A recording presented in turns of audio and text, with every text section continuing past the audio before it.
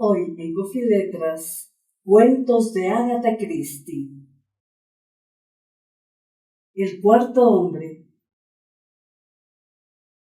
El canónigo Parfit jadeaba. El correr para alcanzar el tren no era cosa que conviniera a un hombre de sus años.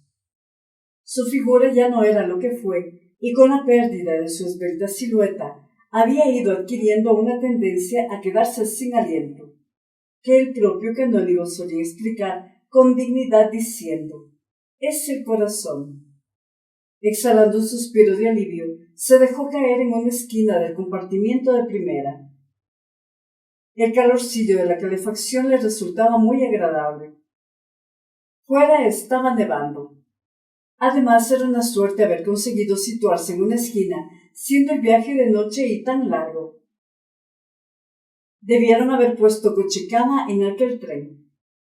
Las otras 3 esquinas estaban ya ocupadas, y al observarlo, el canónigo Parfait se dio cuenta de que el hombre sentado en la más alejada le sonreía con aire de reconocimiento.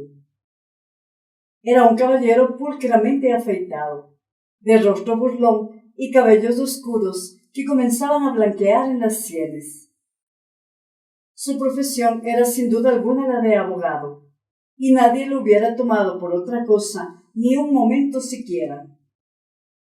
Don Jorge Durán era ciertamente un abogado muy famoso. «Vaya, Parfait», comenzó con aire jovial, «se ha echado usted una buena carrerita, ¿no?» «Y con lo malo que es para mi corazón», repuso el canónigo. «Qué casualidad encontrarle, don Jorge. ¿Va usted muy al norte?» «Hasta Newcastle», repitió don Jorge. «A propósito», añadió, «¿conoce usted al doctor Campbell Clark?» Y el caballero, sentado en el mismo lado que el canónigo, inclinó la cabeza complacido. «Nos encontramos en la estación», continuó el abogado. «Otra coincidencia». El canónigo Parfait vio al doctor Campbell Clark con gran interés. Había oído aquel nombre muy a menudo. El doctor Clark estaba en la primera fila de los médicos especialistas en enfermedades mentales, y su último libro, El problema del subconsciente, había sido la obra más discutida del año. El canónigo Parfait vio una mandíbula cuadrada, unos ojos azules de mirada firme y una cabeza de cabellos rojizos sin una cana, pero que iban clareándose rápidamente. Asimismo, tuvo la impresión de hallarse ante una vigorosa personalidad. Debido a una lógica asociación de ideas, el canónigo miró el asiento situado frente al suyo, esperando encontrar allí otra persona conocida. Mas el cuarto ocupante del departamento resultó ser totalmente extraño, tal vez un extranjero. Era un hombrecillo moreno de aspecto insignificante, que embutido en un grueso abrigo parecía dormir. «¿Es usted el canónigo Parfait de Bradchester?», preguntó el doctor Clark con voz agradable. El canónigo pareció halagado. Aquellos sermones científicos habían sido un gran acierto, especialmente desde que la prensa se había ocupado de ellos. Bueno, aquello era lo que necesitaba la Iglesia, modernizarse. «He leído su libro con gran interés, doctor Campbell Clark», le dijo, «aunque es demasiado técnico para mí y me resulta difícil seguir alguna de sus partes». Durán intervino. «¿Prefiere hablar o dormir, canónigo?», le preguntó. «Confieso que sufro de insomnio y, por lo tanto, me inclino en favor de lo primero». «Oh, desde luego. De todas maneras», explicó el canónigo, «yo casi nunca duermo en estos viajes nocturnos y el libro que he traído es muy aburrido». «Realmente formamos una reunión muy interesante», observó el doctor con una sonrisa. «La Iglesia, la ley y la profesión médica. Es difícil que no podamos formar opinión entre los 3, ¿verdad? El punto de la vista espiritual de la Iglesia el mío puramente legal y mundano, y el suyo, doctor, que abarca el mayor campo, desde lo puramente patológico a lo superpsicológico. Entre los tres podríamos cubrir cualquier terreno por completo. No tanto como usted imagina, dijo el doctor Clark. Hay otro punto de vista que ha pasado usted por alto, y que es en este aspecto muy importante. ¿A cuál se refiere? Quiso saber el abogado. Al punto de vista del hombre de la calle. ¿Es tan importante? ¿Acaso el hombre de la calle no se equivoca generalmente? Oh, casi siempre, pero posee lo que le falta a toda opinión experta, el punto de vista personal. Ya sabe que no puedo prescindir de las relaciones personales. Lo he descubierto en mi profesión. Por cada paciente que acude realmente enfermo, hay por lo menos 5 que no tienen otra cosa que incapacidad para vivir felizmente con los inquilinos que habitan en la misma casa. Los llaman de 1000 maneras, desde rodilla de fregona a calambre de escribiente, pero es todo lo mismo, asperezas producidas por el roce diario de una mentalidad con otra. Tendrá usted muchísimos pacientes con nervios, supongo, comenzó el canónigo, cuyos nervios eran excelentes. Ah, ¿qué es lo que quiere usted decir con eso? El doctor se volvió hacia él con gesto rápido e impulsivo. Nervios. La gente suele emplear esa palabra y reírse después, como ha hecho usted. Esto no tiene importancia, dicen. Solo son nervios. Dios mío, ahí tiene usted el kit de todo. Se puede contraer una enfermedad corporal y curarla, pero hasta la fecha se sabe poco más de las oscuras causas de las 101 forma de las enfermedades nerviosas que se sabía. Bueno, durante el reinado de la reina Isabel. ¡Dios mío!, exclamó el canónigo Parfait, un tanto asombrado por su salida. ¿Es cierto? Y creo que es un signo de gracia, continuó el doctor Campbell. Antiguamente considerábamos al hombre como un simple animal con inteligencia y cuerpo, al que daba más importancia que a nada. Inteligencia, cuerpo y alma, corrigió el clérigo con suavidad. ¿Alma? El doctor sonrió de un modo extraño. ¿Qué quiere decir exactamente? Nunca ha estado muy claro, ya sabe. A través de todas las épocas, no se han atrevido ustedes a dar una definición exacta. El canónigo aclaró su garganta, dispuesto a pronunciar un discurso. Pero ante su disgusto, no le dieron oportunidad, ya que el médico continuó. ¿Está seguro de que la palabra es alma y no puede ser almas? ¿Almas?, preguntó don Jorge Durán, enarcando las cejas con expresión divertida. Sí. Campbell Clark dirigió su atención hacia él, inclinándose hacia adelante para tocarle el pecho. ¿Está usted seguro?, dijo en tono grave, que hay un solo ocupante en esta estructura, porque esto es lo que es, ya sabe, envidiable residencia que no se alquila amueblada por 7, 21, 41, 71 años, los que sean, y al final el inquilino traslada sus cosas, poco a poco, y luego se marcha de casa de golpe, y ésta se viene abajo convertida en una masa de ruinas y decadencia. Usted es el dueño de la casa, admitamos eso, pero nunca se percata de la presencia de los demás, criados del pisarquedo, en los que apenas repara, a no ser por el trabajo que realizan, trabajo que usted no tiene conciencia de haber hecho.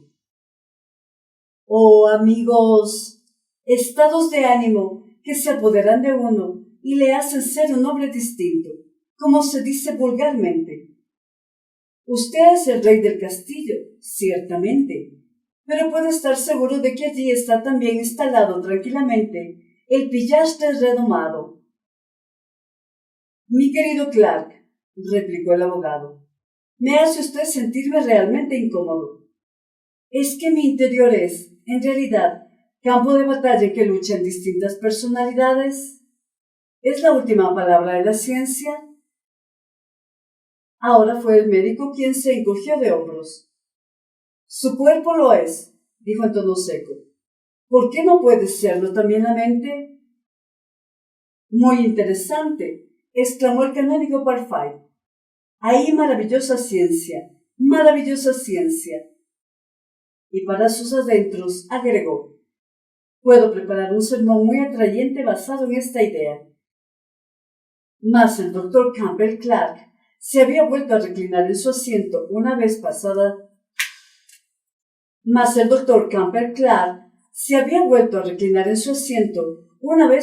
su excitación momentánea.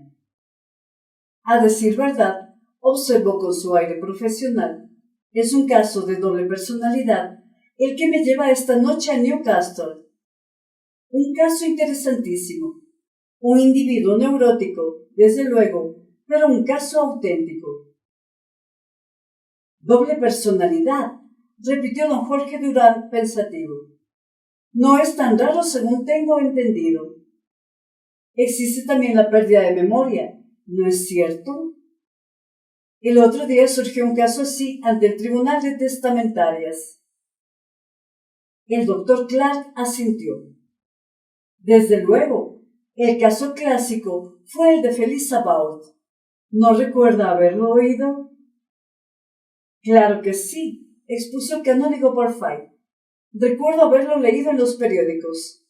Pero de eso hace mucho tiempo, por lo menos 7 años. El doctor Campbell asintió. Esa muchacha se convirtió en una de las figuras más célebres de Francia, y acudieron a verla científicos de todo el mundo. Tenía 4 personalidades nada menos, y se las conocía por Felisa I, Felisa II, Felisa III y Felisa IV. ¿Y no cabía la posibilidad de que fuera un truco premeditado? Preguntó don Jorge. Las personalidades de Felisa III y Felisa IV ofrecían algunas dudas, admitió el médico. Pero el hecho principal persiste. Felisa Bault era una campesina de Bretaña. Era la tercera de 5 hermanos, hija de un padre borracho y de una madre retrasada mental. En uno de sus ataques de alcoholismo, el padre estranguló a su mujer, siendo, si no recuerdo mal, desterrado por vida. Felisa tenía entonces 5 años. Unas personas caritativas se interesaron por la criatura y Felisa fue criada y educada por una dama inglesa que tenía una especie de hogar para niños desvalidos. Aunque consiguió muy poco de Felisa, la describe como una niña anormal, lenta y estúpida, que aprendió a leer y escribir solo con gran dificultad y cuyas manos eran torpes. Esa dama, la señora Slater, intentó prepararla para el servicio doméstico y le buscó varias casas donde trabajar cuando tuvo la edad conveniente, mas en ninguna estuvo mucho tiempo debido a su estupidez y profunda pereza. El doctor hizo una pausa, y el canónigo, mientras se arropaba aún más en su manta de viaje, se dio cuenta de pronto de que el hombre sentado frente a él se había movido ligeramente, y sus ojos, que antes estuviera cerrados, ahora estaban abiertos, y en ellos brillaba una expresión indescifrable que sobresaltó al clérigo. Era como si hubiese estado regocijándose interiormente por lo que oyera. Existe una fotografía de Felisa Bault tomada cuando tenía 17 años, prosiguió el médico, y en ella aparece como una burda campesina de recia constitución, sin nada que indique que pronto iba a ser una de las personas más famosas de Francia. 5 años más tarde, cuando contaba 22, Felisa Bault tuvo una enfermedad nerviosa, y al reponerse empezaron a manifestarse los extraños fenómenos. Lo que sigue a continuación son hechos atestiguados por muchísimos científicos eminentes. La personalidad llamada Felisa I era completamente distinta a la Felisa Ball de los últimos años. Felisa I escribía apenas el francés, no hablaba ningún otro idioma y no sabía tocar el piano. Felisa II, por el contrario, hablaba correctamente el italiano y algo de alemán. Su letra era distinta por completo de la de Felisa I, y escribía y se expresaba a la perfección en francés. Podía discutir de política, arte, y era muy aficionada a tocar el piano. Felisa III tenía muchos puntos en común con Felisa II. Era inteligente y al parecer bien educada, pero en la parte moral era un contraste absoluto. Aparecía como una criatura depravada, pero en un sentido parisiense, no provinciano. Conocía todo el argot de París y las expresiones del demi-monde elegante. Su lenguaje era obsceno y hablaba mal de la religión y la gente buena en los términos más blasfemos. Y por fin surgió la Felisa IV, una criatura soñadora, piadosa y clarividente. Pero esta cuarta personalidad fue poco satisfactoria y duradera, y se la consideró un truco deliberado por parte de Felisa III, una especie de broma que le gustaba al público crédulo. Debo decir que, aparte de la posible excepción de la Felisa IV, cada personalidad era distinta y separada y no tenía conocimiento de las otras. Felisa II fue sin duda la más predominante y algunas veces duraba hasta 15 días. Luego Felisa I aparecía bruscamente por espacio de 1 o 2 días. Después, tal vez la Felisa III o IV, pero estas dos últimas rara vez se nominaban más de unas pocas horas. Cada cambio iba acompañado de un fuerte dolor de cabeza y sueño profundo, y en cada caso sufría la pérdida completa de la memoria de los otros estados. Y la personalidad en cuestión tomaba vida a partir del momento en que la había abandonado, inconsciente del tiempo. Muy notable, murmuró el canónigo, muy notable. Hasta ahora sabemos apenas nada de las maravillas del universo. Sabemos que hay algunos impostores muy astutos, observó el abogado en tono seco. El caso de Felisa Ball fue investigado por abogados, así como por médicos y científicos, replicó el doctor Campbell con presteza. Recuerde que Maitre Kimberley llevó a cabo la investigación más profunda y confirmó la opinión de los científicos. Y al fin y al cabo, ¿por qué hemos de sorprendernos tanto? ¿No tenemos los huevos de 2 yemas? ¿Y los plátanos gemelos? ¿Por qué no ha de poder darse el caso de la doble personalidad, o en este caso, la cuádruple personalidad en un solo cuerpo? ¿La doble personalidad?, protestó el canónigo. El doctor Campbell Clark volvió sus penetrantes ojos azules hacia él. ¿Cómo podríamos llamarlo si no? Menos mal que estas cosas son únicamente un capricho de la naturaleza, observó don Jorge. Si el caso fuera corriente, se presentarían muchas complicaciones. Desde luego, son casos muy anormales, convino el médico. Fue una lástima que no pudiera efectuarse otro estudio más prolongado, pero puso fin a todo la inesperada muerte de Felisa. Hubo algo raro si no recuerdo mal, dijo el abogado despacio. El doctor Campbell Clark asintió. Fue algo inesperado. Una mañana la muchacha fue encontrada muerta en su cama.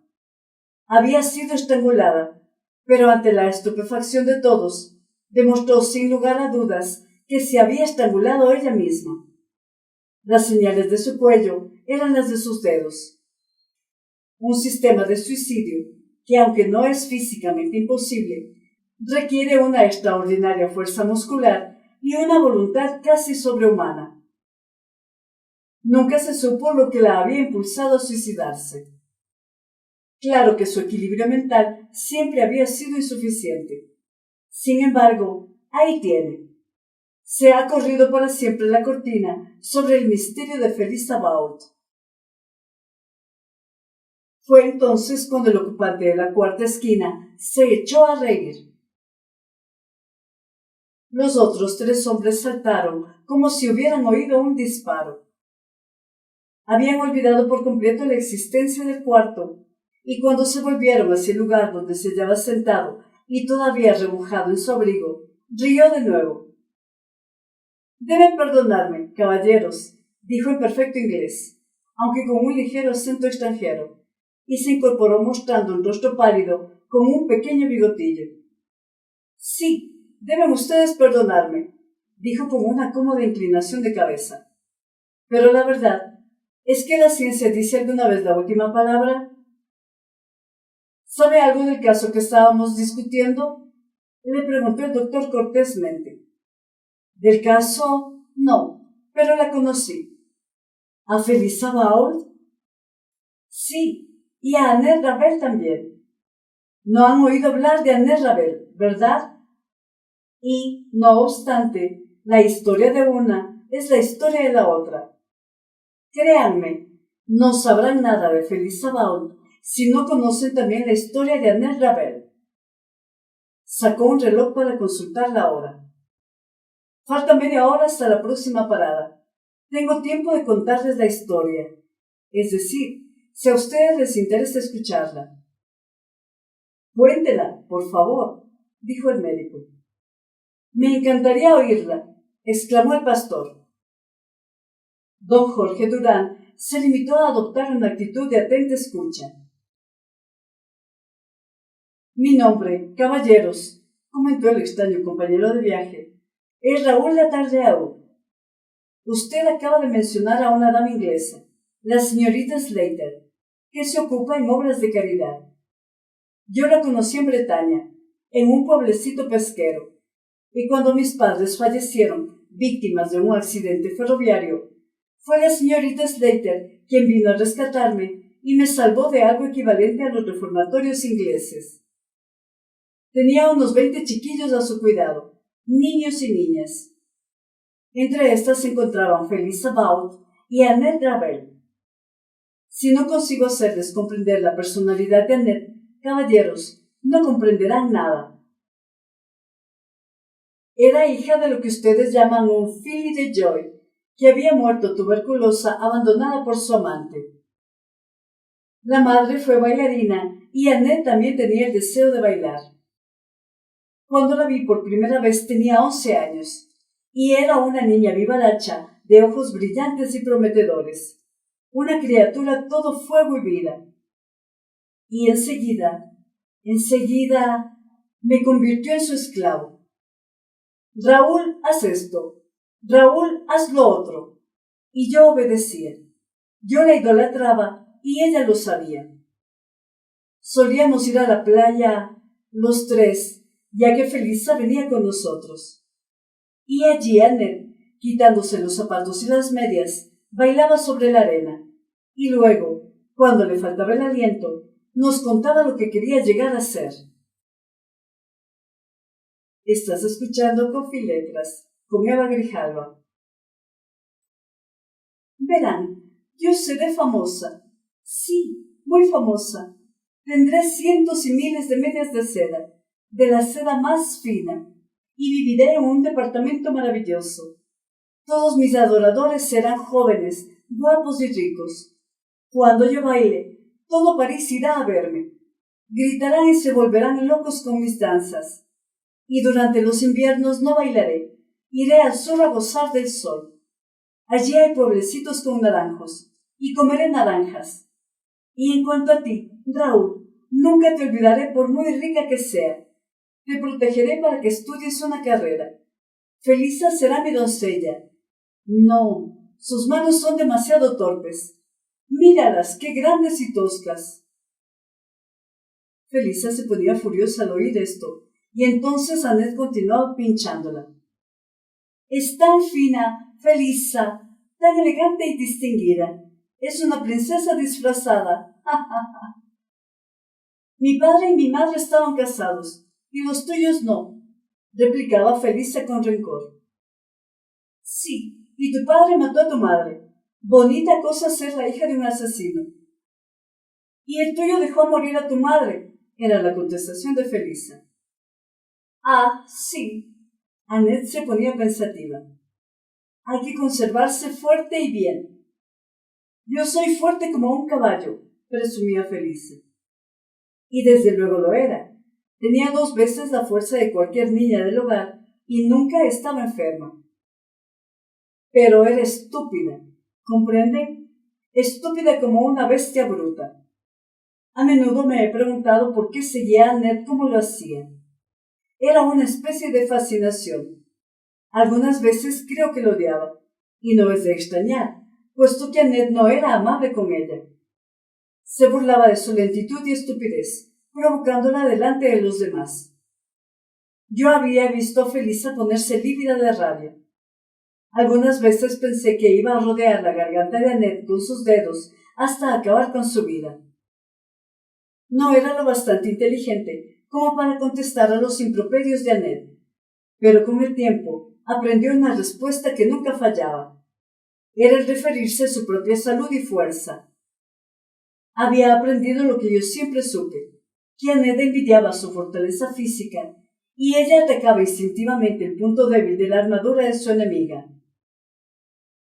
Un día Annette vino hacia mí muy contenta. «Raúl», dijo, «hoy vamos a divertirnos con esa estúpida de Felisa». «¿Qué es lo que vas a hacer?» «Ven detrás del cobertizo y te lo diré». Parece que Annette había encontrado cierto libro, parte del cual no entendía y, desde luego, estaba por encima de su cabecita. Era una de las primeras obras de hipnotismo. Conseguí que un objeto brillante, el pomo de metal de mi casa, diese vueltas. Hice que Felisa lo mirase anoche. «Míralo fijamente», le dije. «No apartes los ojos de él». Y entonces lo hice girar, Raúl. Estaba asustada. Sus ojos tenían una expresión tan extraña, tan extraña. «Felisa, tú harás siempre lo que yo diga», le dije. «Haré siempre lo que tú digas, Annette», me contestó. Y luego, dije, «mañana llevarás un cabo de vela al patio y empezarás a comerla a las 12. Y si alguien te pregunta, dirás que es la mejor galleta que has probado en tu vida. ¡Oh, Raúl, imagínate!» «Pero ella no hará una cosa así», protesté. «El libro dice que sí. No es que yo lo crea del todo. Pero, oh, Raúl, si lo que dice el libro es cierto, lo que nos vamos a divertir». A mí también me pareció divertido. Lo comunicamos a nuestros compañeros y a las 12 estábamos todos en el patio. A la hora exacta apareció Felisa con el cabo de la vela en la mano. ¿Y creerán ustedes, caballeros, que empezó a mordisquearlo solemnemente?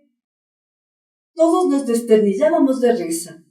De vez en cuando alguno de los niños se acercaba a ella y le decía muy serio, «¿Es bueno lo que comes, Felisa?» Y ella respondía, «Sí, es una de las mejores galletas que he probado en mi vida». Y entonces nos ahogábamos de risa.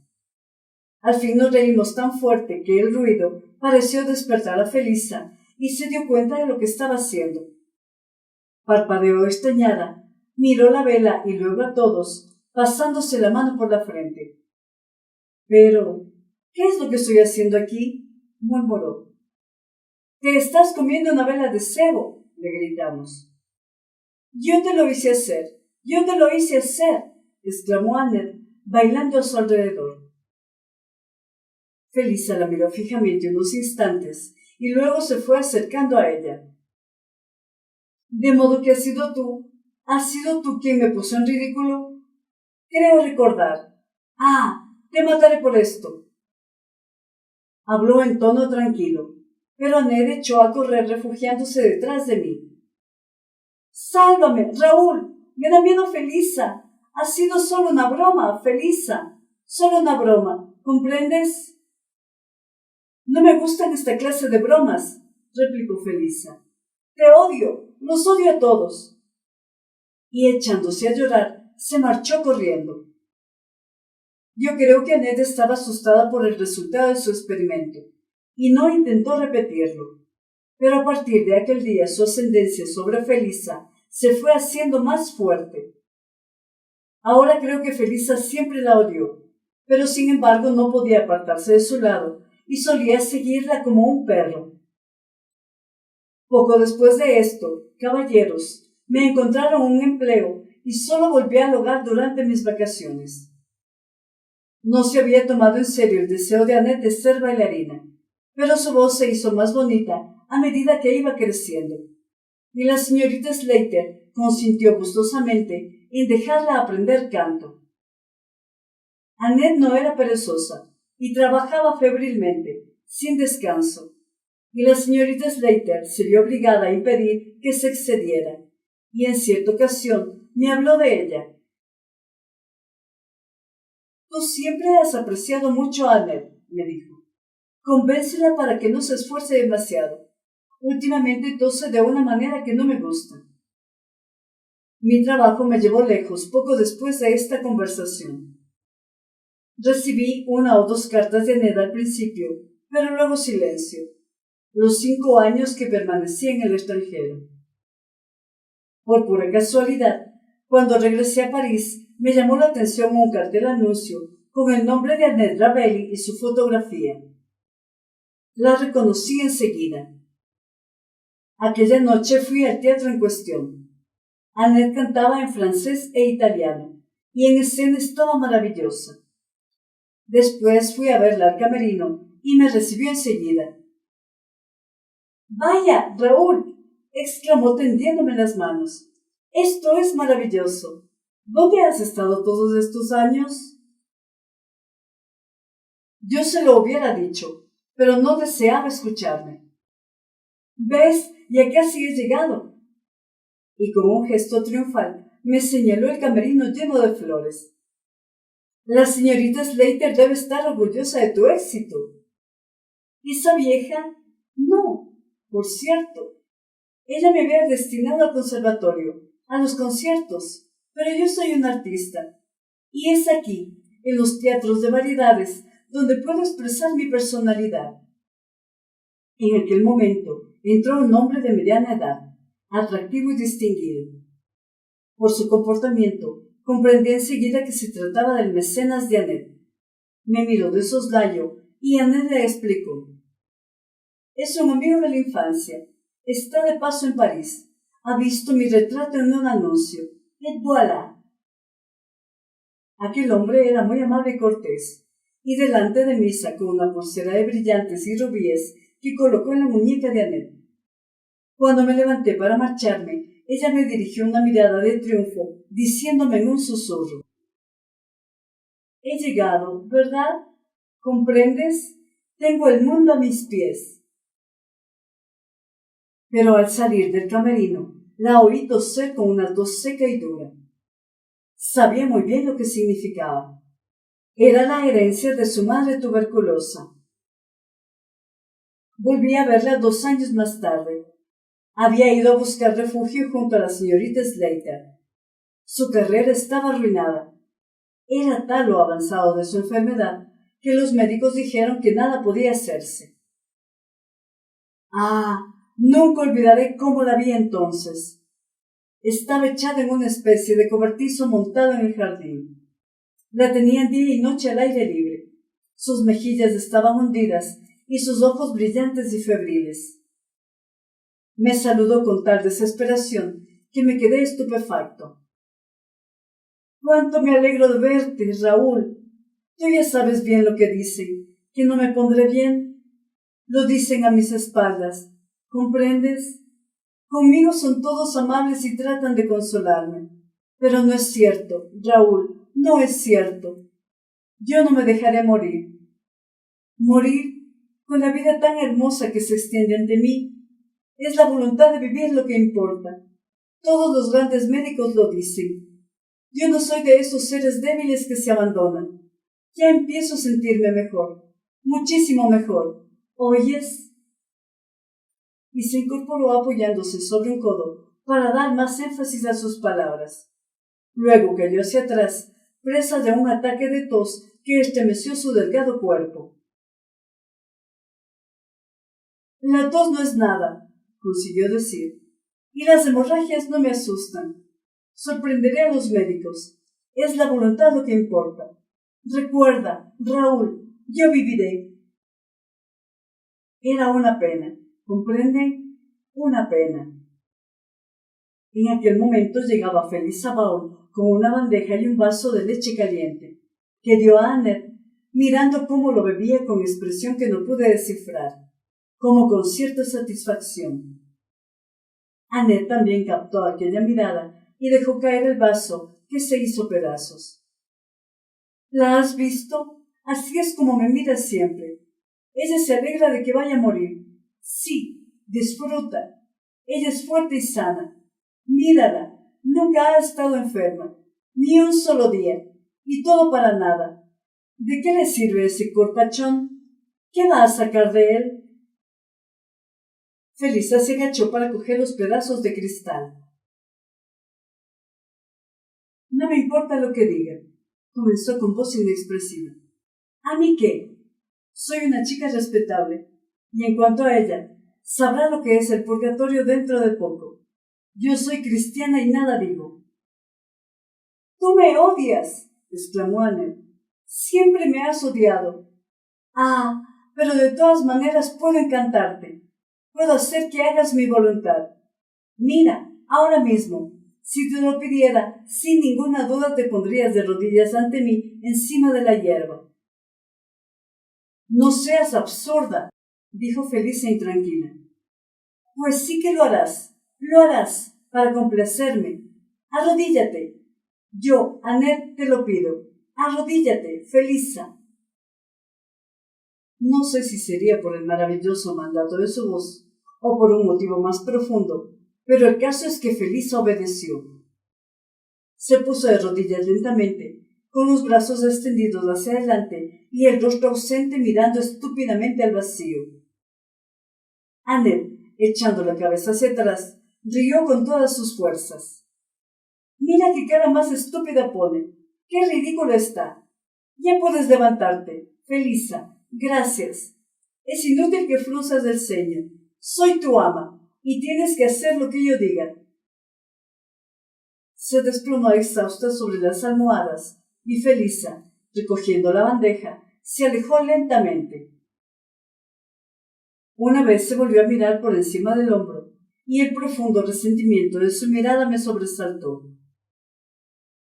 Yo no estaba allí cuando murió Annette, pero, al parecer, fue terrible. Se aferraba a la vida con desesperación, luchando contra la muerte como una posesa, y gritando, «¡No moriré! ¡Tengo que vivir! ¡Vivir!». Me lo contó la señorita Slater, cuando 6 meses más tarde fui a verla. «Mi pobre Raúl», me dijo con tono amable, «tú la querías, ¿verdad?». Siempre la quise, siempre. Pero ¿de qué hubiera podido servirle? No hablemos de eso. Ahora está muerta. Ella, tan alegre y tan llena de vida. La señorita Slater era mujer comprensiva y se puso a hablar de otras cosas. Estaba preocupada por Felisa.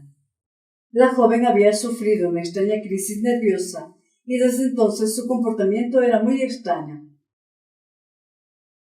«¿Sabes?», me dijo la señorita Slater tras una ligera vacilación, «que está aprendiendo a tocar el piano». Yo lo ignoraba y me sorprendió mucho. Felisa, aprendiendo a tocar el piano. Yo hubiera jurado que era totalmente incapaz de distinguir una nota de otra.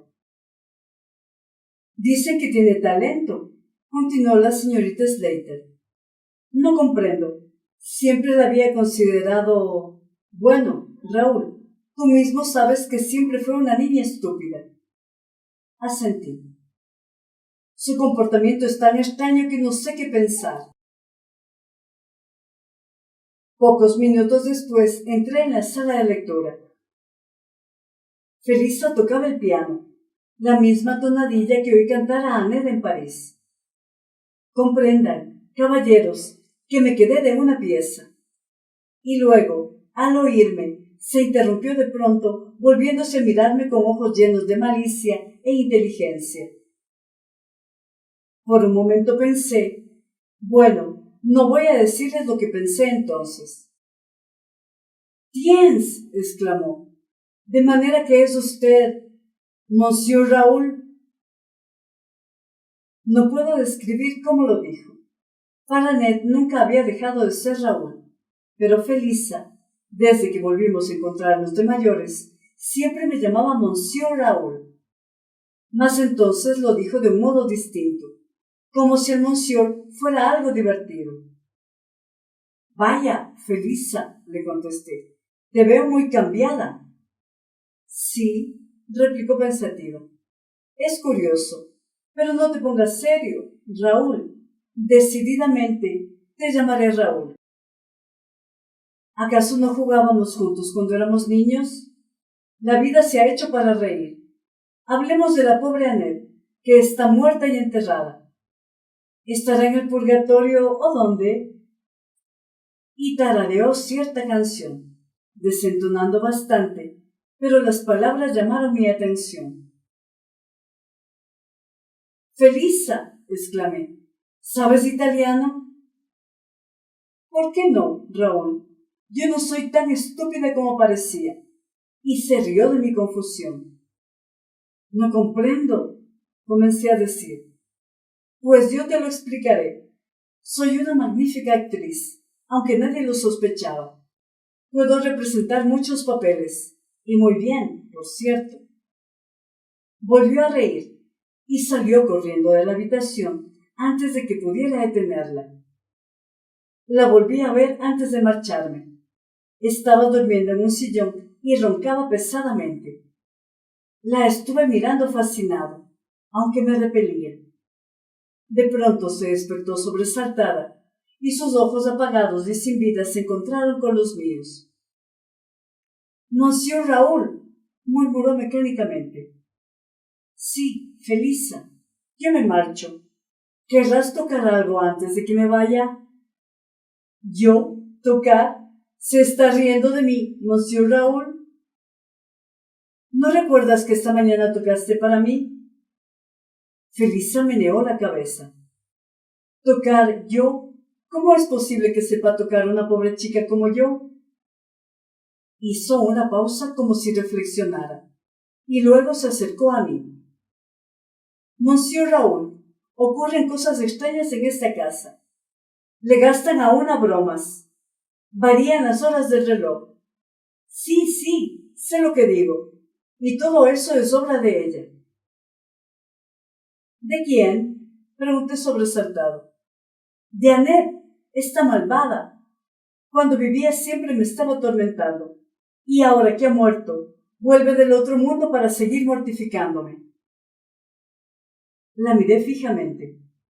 Ahora comprendo que estaba al borde del terror y sus ojos estaban a punto de salir de sus órbitas.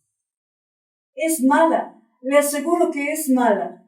Sería capaz de quitar a cualquiera el pan de la boca, la ropa y el alma. De pronto se agarró a mí. —Tengo miedo, se lo aseguro, miedo. Oigo su voz, no en mis oídos, sino aquí, en mi cabeza.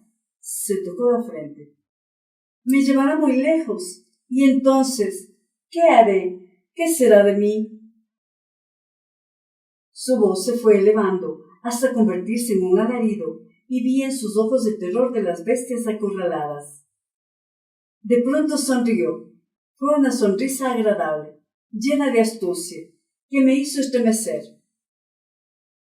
Si llegara a eso, Monsieur Raoul, tengo mucha fuerza en mis manos. Tengo mucha fuerza en las manos. Nunca me había fijado particularmente en sus manos. Entonces las miré y me estremecí a pesar mío. Eran unos dedos gruesos, brutales, y como Feliz había dicho, extraordinariamente fuertes. No sabría explicarles la sensación de náuseas que me invadió. Con unas manos como aquellas, su padre debió estrangular a su madre. Aquella fue la última vez que vi a Feliz About. Inmediatamente después marché al extranjero, a Sudamérica. Regresé 2 años después de su muerte. Algo había leído en los periódicos de su vida y muerte repentina. Y esta noche me he enterado de más detalles, por ustedes. Felisa tercera y Felisa cuarta. Me estoy preguntando si... Era una buena actriz, ¿saben? El tren fue aminorando su velocidad, y el hombre sentado en la esquina se irguió para abrochar mejor su abrigo. ¿Cuál es su teoría?, preguntó el abogado. Apenas puedo creerlo, comenzó a decir el canónigo Parfait. El médico nada dijo, pero miraba fijamente a Raúl Ledardau. Es capaz de quitarle a uno el pan de la boca, la ropa, el alma, repitió el francés poniéndose en pie.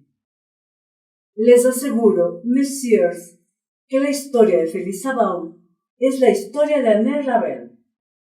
Ustedes no la conocieron, caballeros.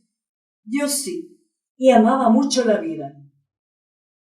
Con la mano en el pomo de la puerta, dispuesto a apearse, se volvió de pronto, yendo a dar un golpecito en el pecho del canónigo. Monsieur le docteur acaba de decir que esto, le dio un golpe en el estómago y el pastor pegó un respingo, es solo una coincidencia. Dígame, si encontrara un ladrón en su casa, ¿qué haría? Pegarle un tiro, ¿no? No, exclamó el canónigo. No, quiero decir que en este país no. Pero sus palabras se perdieron en el aire mientras la puerta del compartimento se cerraba de golpe. El clérigo, el abogado y el médico se habían quedado solos. El cuarto asiento estaba vacío. Coffee y letras, literatura con voz de mujer.